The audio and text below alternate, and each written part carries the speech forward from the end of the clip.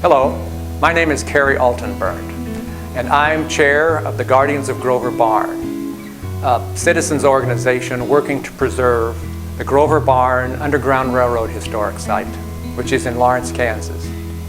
The Grover Barn was built in 1858 by Joel and Emily Grover on their farm, at the time about 3 miles southwest of Lawrence, Kansas. But now it's well within the city limits of Lawrence, Kansas. It actually served as a fire station for the city for a number of years. Preserving the history of the barn is extremely important because it's a link from the present to the past. It was important because it's an Underground Railroad site, one of the most, if not the most important Underground Railroad sites in Kansas, and perhaps the nation. It is extremely well documented, especially one particular tale, a story that involves John Brown. And one of his most well-known events is part of the history of Grover Barn.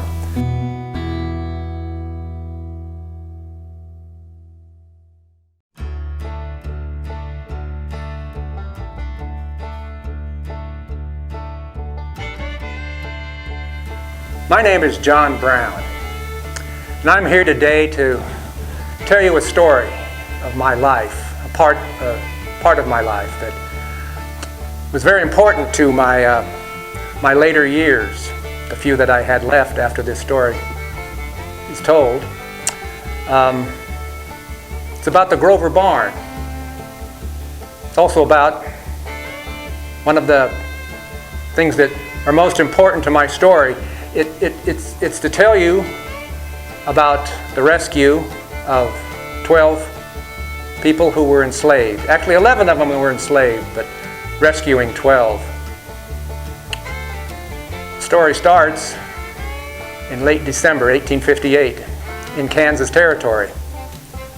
Mr. Gill is approached by a man, one of my black brothers. He comes up to Mr. Gill and says, "I need your help. I hear that you might be able to help my family and I.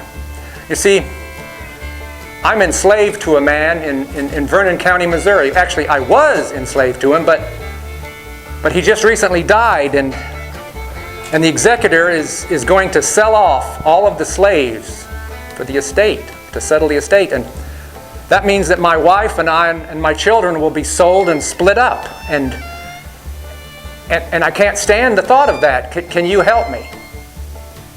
Mr. Gill, he was a friend of mine and a co-worker towards making Kansas a free state.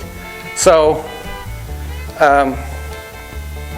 Mr. Gill brings Mr. Daniels to me, and Mr. Daniels tells me his story.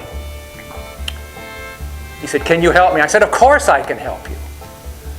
So I got my men together, about 20 of us, and we left, and the night of the 20th of December 1858, we moved into Vernon County. We split up into 3 groups to go to 3 different farmsteads to see if we could free enslaved people, or to see if we could see if they were interested in leaving. I was not going to steal slaves, as I was often accused of. I would assist people who wanted their freedom. It was their decision to be free, not mine. So we split up. I wanted this to be a bloodless event. But unfortunately, on one of the 3 sites, not the one that I was after, not the one that I was at, the Cruzy farm, Mr. Cruzy, he resisted. And unfortunately, he was shot dead. I hated the thought of that. As I said, I wanted this to be bloodless, but it can't always be bloodless, unfortunately. We gathered up 11 freedom seekers. We asked them if they wanted freedom, and they said, "Yes, we want freedom." So I said, "Well, I can help you get freedom if you follow me and trust me." And they said, "Let's go." So we took some wagons, some oxen, as many supplies as we could carry, and we left as soon as we could, because we knew the story would get out quickly, and it did get out quickly. We'd barely gotten out of Missouri before we knew that there would be slave catchers after us. My understanding is word spread like wildfire. We moved into Kansas territory and then began moving north. People said, John Brown stole those slaves. As I said, I didn't steal anybody. It was the slaves' idea, not mine. And they stole all those supplies. Stole the supplies. Those 11 black brothers and sisters of mine had worked their whole lives as slaves, creating those supplies, making those supplies possible for no pay and whippings and beatings. Anything we took that night was small recompense, small payment for what they had endured all those years. There was no theft that night. We moved north in Kansas. It was winter. It was cold and it was wet. And there were slave catchers after us, so we had to move mostly at night to avoid being seen. So we didn't get to move very far in any one day. Slowly inched our way north. It took us quite a while. And then, as we neared Gardner, Kansas, Mrs. Daniels, Nerissa, she gave birth. She was with child and she gave birth. She gave birth to a healthy son, a freeborn son. They were so grateful that they named their new son John Brown Daniels in my honor. But she was not in very good shape. She wasn't in very good shape when we left. She hadn't been fed that much. And it was a hard journey for a woman with child. So we had to stop and wait for a while. Some people say, well, you should have just kept going. Well, I would no more make a poor slave woman undergo the tortures that would have done than I would a princess of the realm. Anyway, that doesn't really matter. And while the party was kept in that one place for several weeks, I went up and back and did some scouting ahead, looking for places that would accept the freedom seekers, places on the Underground Railroad. And I think around the 14th of January, I came up to the Grover barn, to the homestead of my friends, Joel and Emily Grover, who were station masters on the Underground Railroad, and who by being station masters on the Underground Railroad were risking their futures. The Fugitive Slave Act said that if they were caught with slaves escaping, they could be put in federal penitentiary for up to 6 months and fined $1,000 for every slave they were caught with. It took a working man 2 years of hard labor to earn $1,000. But Joel and Emily, when I asked them if they would accept the cargo that was coming on the railroad, they said, of course we will. We can store the cargo in our barn. So I eventually went back to where they were staying. The freedom seekers were staying, the 12 freedom seekers now, and we moved them north. I don't remember exactly what day it was. It was in late January when we arrived here at the barn, in this space. I was a little concerned when I got up here the first time, was because they had a man staying with them named Sam Reed, and I didn't know him, but Joel said, oh, he's an old friend of mine, there's no problem. He's a staunch abolitionist. He's as staunch an abolitionist as I am. So that was fine. He was actually living with the Grovers. He was a hired hand. He'd helped them work on the barn, which had just been completed the month prior to us getting here. And we stayed here, not very long. I don't exactly remember how long we stayed. Maybe a day, maybe two. But we needed to keep going because we knew the slave catchers were after us. They had not they had not slackened off. If anything, there were probably more of them coming on the trail behind us.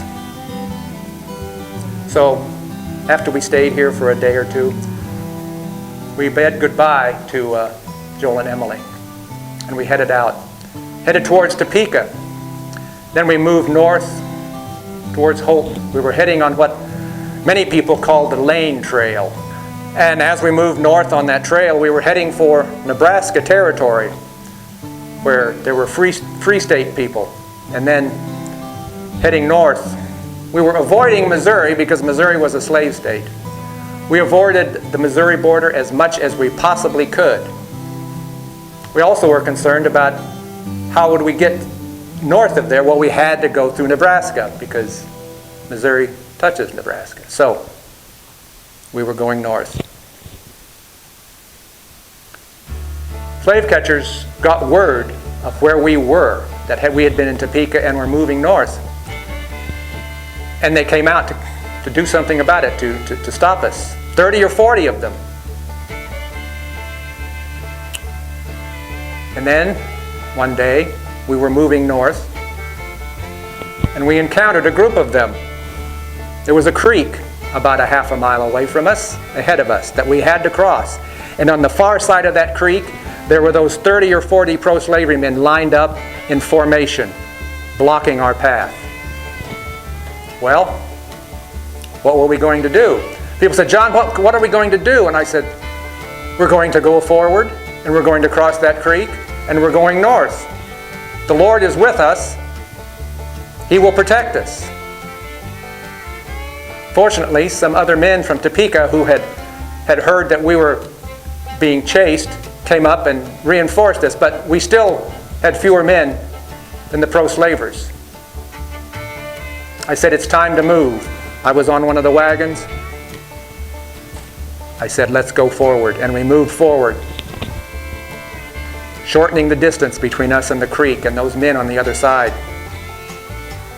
All you could hear was the creaking of the wagons and the wind that was blowing.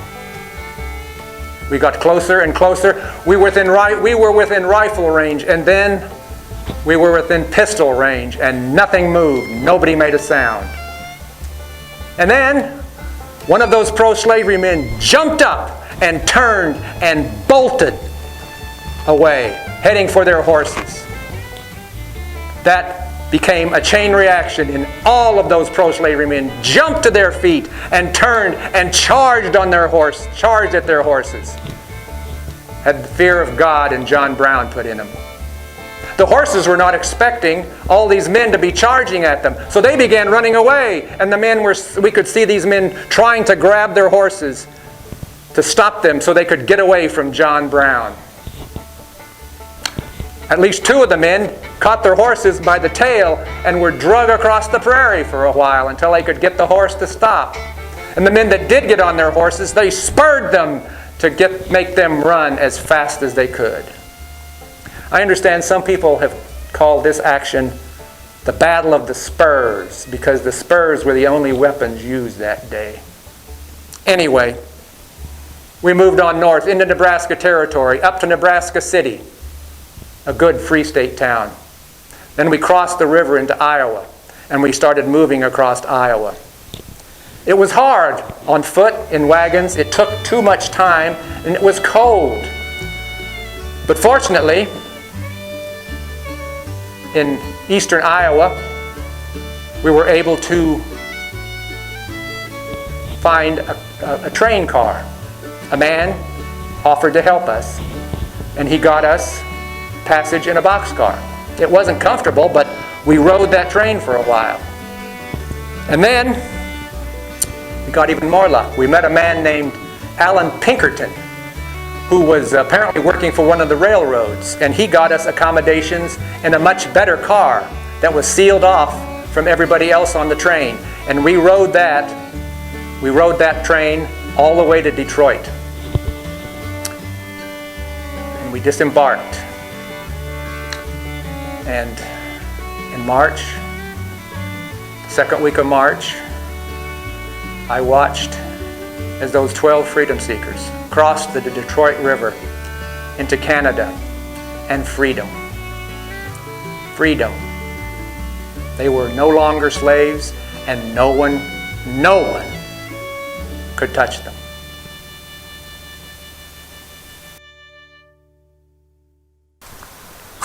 The Grover Barn was the most important part of that Vernon County raid trip. The freedom seekers got warm here and were strengthened on their long journey to come. It was, and still is, an extremely important story about the Underground Railroad in Kansas and the nation. Well, I have other stories to tell, but I won't tell them here today. Thank you for listening, and good day.